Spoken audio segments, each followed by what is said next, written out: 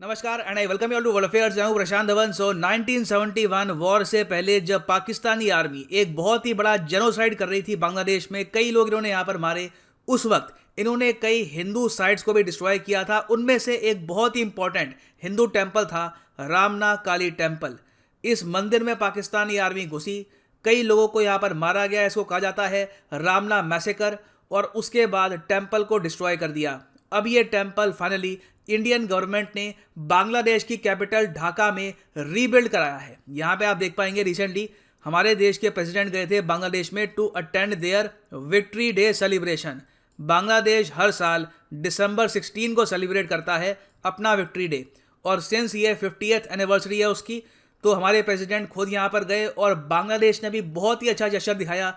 इनके president airport पे मौजूद थे to receive the president of India. तो बहुत ही भव्य वेलकम हुआ इंडियन प्रेसिडेंट का यहाँ पर। इन्होंने जो परेड थी यहाँ पर विक्ट्री डे की, इसको अटेंड किया। और इस बार विक्ट्री डे परेड में इंडियन आर्मी, एयरफोर्स और नेवी के जो सोल्जर्स हैं, जो ऑफिसर्स हैं, इन्होंने भी पार्टिसिपेट किया है। यहाँ पे आप देख पाओगे Indian contingent at the Bangladesh victory day celebration. Total हमने 122 मेंबर का एक ट्राई सर्विस कंटीजेंट भेजा है to Bangladesh victory day. Now in celebrations के बाद प्रेसिडेंट ऑफ इंडिया ने अपने हाथों से इनॉग्रेट किया एक बहुत ही भव्य मंदिर। ये है रामना काली मंदिर, और यहाँ पे आप देख पाओगे ये इसकी इमेजेस हैं। नाउ इस मंदिर की हिस्ट्री की अगर हम बात करें तो ये कई सदियों पुराना मंदिर है। इसको आप लिटरली कह सकते हैं एंशिएंट मंदिर है। ओवर द इयर्स इसको धीरे धीरे बिल्ड किया गया था, और बताया जाता है कि इस मंदिर की स्थापना कई सदियों पहले नेपाल से या फिर हिमालयन माउंटेन्स के आसपास जो साधु हैं उन्होंने करी थी। वो नेपाल से बेसिकली, या नेपाल या फिर आसपास का जो एरिया है, यहाँ से कई सदियों पहले नीचे साउथ की तरफ आए। और उस वक्त तो खैर बांग्लादेश अरे कंट्री था नहीं,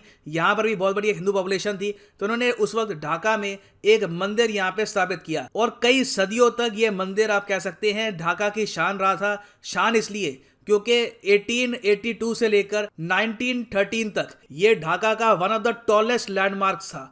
आप ढाका में किसी भी बिल्डिंग में खड़े होकर कहीं दूर से भी जो रामना काली टेम्पल है उसको देख सकते थे। यहाँ पे आप देख पाओगे एक रेयर फोटो है इस मंदिर की, और यहाँ पर भी आप नोटिस कर पाएंगे मार्च 1971 में जब शेख मुजीबुर रहमान भाषण दे रहे थे बांग्लादेश के लोगों को। ये जेनोसाइड से पहले का टाइम है, ठीक है, अभी वॉर स्टार्ट हुई नहीं है 1971 की, ना पाकिस्तानी आर्मी ने जेनोसाइड स्टार्ट किया है, उससे कुछ महीने पहले का टाइम है।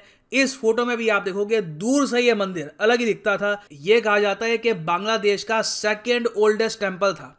अगर ये मंदिर अपनी ओरिजिनल फॉर्म में आज भी होता तो डेफिनेटली ये एक यूनेस्को वर्ल्ड हेरिटेज साइट होती। बहुत से टूरिस्ट यहाँ पर आते, मगर अनफॉर्चुनेटली हुआ क्या कि मार्च महीने के खत्म होते होते पाकिस्तान की आर्मी ने स्टार्ट कर दिया था ऑपरेशन सर्च लाइट। जो वेस्ट पाकिस्तान है यहाँ पर उसको ये बात समझ आ चुकी थी कि कई सालों तक ईस्ट पाकिस्तान को इन्होंने इतना इग्नोर किया है कि अब यहाँ के लोग खड़े हो चुके हैं। वो लोग चाहते हैं कि वो लोग खुद का एक देश बनाए। तो पैनिक में आकर पाकिस्तानी आर्मी ने लॉन्च किया ऑपरेशन सर्चलाइट। कई बांग्लादेशी नागरिकों को यहाँ पर मार डाला, बेसिकली अपने ही सिटीजन्स को मार डाला ताकि ये रीजन इंडिपेंडेंस घोषित ना कर पाए। ना ऑपरेशन सर्चलाइट में ये भी देखा गया कि इनिशियली पाकिस्तानी आर्मी ने स्पेसिफिकली टारगेट किया था बांग्लादेश की हिंदू पॉपुलेशन को। पाकिस्तानी आर्मी को लगा कि हिंदू पॉपुलेशन जरा प्रो इंडिया होगी तो इनको पहले मार दो, जबकि ऐसी कोई रियलिटी थी नहीं। जो वेस्ट पाकिस्तान है उससे चाहे बांग्लादेशी हिंदूज हो, बांग्लादेशी मुस्लिम्स हो, दोनों ही काफी हद तक तंग आ चुके थे, दोनों ही इंडिपेंडेंस चाहते थे। मगर इनिशियली पाकिस्तानी आर्मी ने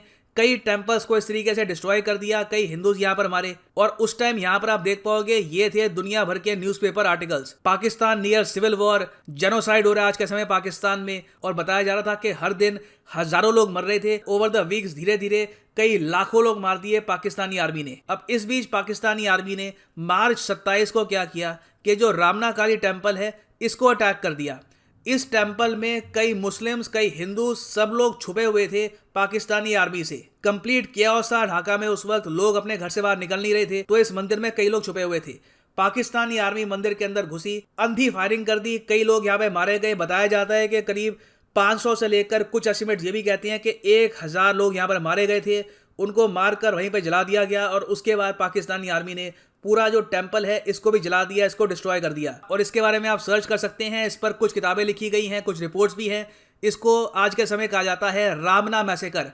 वैसे तो पाकिस्तान ने आज तक जो जेनोसाइड किया था बांग्लादेश में उसकी माफ़ी मांगी नहीं, तो हम एक्सपेक्ट कर नहीं सकते कि रामना मैसेकर के लिए पाकिस्तानी आर्मी, उनकी सरकार कभी भी अपोलोजाइज करेगी। अब सबसे अजीब बात यहाँ पर यह है कि रामना मैसेकर को उसके बाद भुला भी दिया गया, क्योंकि बहुत सी और चीजें हो रही थी। उसके बाद वॉर स्टार्ट हो गई। फिर जाके सन 2000 में कुछ रिपोर्ट्स पब्लिश हुई कि यह एक मंदिर हुआ करता था यहाँ पर, बांग्लादेश का सेकंड ओल्डेस्ट टेंपल था। कहाँ चला गया ये मंदिर, क्या हुआ होगा इसके साथ? तो फिर जाकर बांग्लादेश की गवर्नमेंट ने एक कमीशन बिठाई। इनके जो फॉर्मर सुप्रीम कोर्ट के जज थे KM सोभान, इनको कहा कि आप देखिए कि यहाँ पर क्या हुआ था, इन्वेस्टिगेट करिए। फिर इन्वेस्टिगेशन के बाद पता लगा कि हाँ बिल्कुल, ये यहाँ पर पाकिस्तानी आर्मी ने डिमोलिश कर दिया था ये टेंपल। कई लोग मारे गए, उन लोगों को ट्रेस किया गया, उनकी फैमिलीज को ट्रेस किया गया। बाद में पता लगा उनकी कई जो रिलेटिव्स हैं, कई फैमिली के लोग हैं, वो इंडिया चले गए हैं। अब इंडिया में आज भी उनको हम ढूंढने की कोशिश कर रहे हैं कि कौन से उनके एंसेस्टर्स थे जो इस मैसेकर के विक्टिम थे। और उसके बाद से इंडियन गवर्नमेंट फिर शांत हो गई और फिर आया 2017। यहाँ पर मैं क्रेडिट देना चाहूंगा सुषमा स्वराज जी को, इंडिया की फॉर्मर विदेश मंत्री। ये बांग्लादेश में गई 2017 में और इन्होंने यहाँ पर इशू रेस किया रामना टेम्पल का। इन्होंने ये कहा कि हम लोग चाहते हैं कि रामना टेम्पल को रीबिल्ड किया जाए, जबकि होना क्या चाहिए था मेरे हिसाब से कि 1971 में जब हम लोग वॉर जीत गए थे, उसके अगले ही साल, मिनिमम अगले ही साल, इंडियन गवर्नमेंट सीधा रीबिल्ड कराती इस टेम्पल को। मगर कई दशकों तक, ऑलमोस्ट आप कह सकते हैं 50 साल तक, बिल्कुल ही इसको इग्नोर कर दिया गया। अब फाइनली यहाँ पर सुषमा स्वराज जी ने बात करी बांग्लादेश की सरकार से। इंडियन गवर्नमेंट ने यह कहा कि हम लोग यहाँ पर जो भी फंडिंग चाहिए प्रोवाइड करेंगे और जल्दी से जो ये टेंपल है इसको रीबिल्ड करते हैं।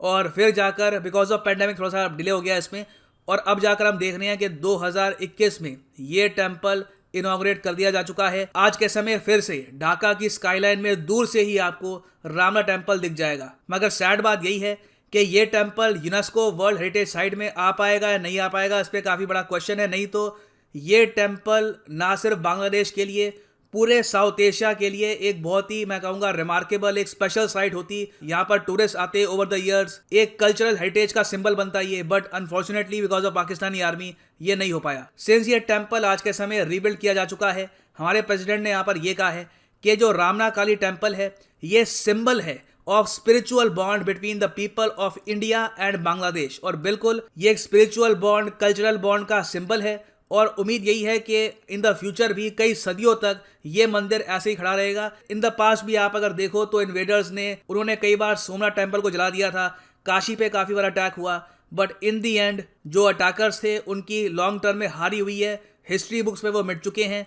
जो कल्चरल हेरिटेज है, जो अपने आप में पीस, लव और कोएग्जिस्टेंस को प्रमोट करती है, वो आज भी खड़ी है। और फाइनली यहाँ पर मैं ये भी ऐड कर दूं कि अनअकैडमी के जो UPSC कोर्सेज हैं, इनमें एनुअल प्राइस हाइक आने वाला है। इनके प्राइसेस बढ़ने वाले हैं 23 तारीख को।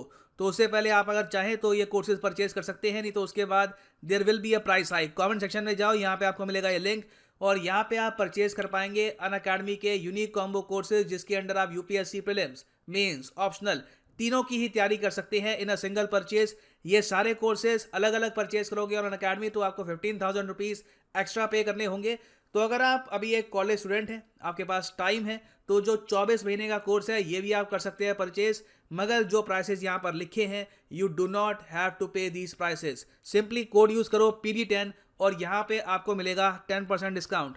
और अगर आप आजकल में ये कोर्स परचेज करते हैं तो 3 मंथ्स आपको एक्स्ट्रा मिलेंगे इन योर सब्सक्रिप्शन। तो आपका जो टोटल यहाँ पे सब्सक्रिप्शन लेंथ होगी ये 24 महीने की नहीं होगी, ये होगी 27 महीने की। So use the code PD10 and save money. So इसी नोट के साथ ये है वीडियो कांत। Thank you for listening and as always God bless you all.